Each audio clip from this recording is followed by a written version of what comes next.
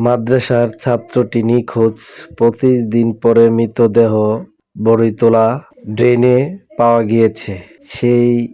তার মৃত্যুতে পরিবার, স্বজনরা আহাজারি এবং আর্তনাদ, মা-বাবার, বোনের আর্তচিৎকার ভারী হয়েছে পুরো সেকান্দুর্দি গ্রাম, গজেরিয়া পলাশ। আপনারা দেখছেন নরসিংদীর কথাটে।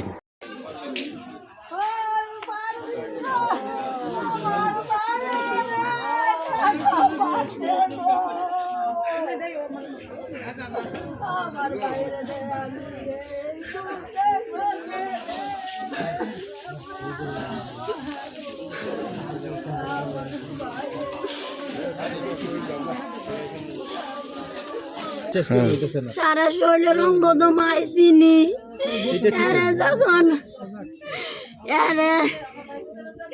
যখন নাকি গিয়ে দেখছি আর কেউ না, এটা আমার বুধা, আমার বাবা।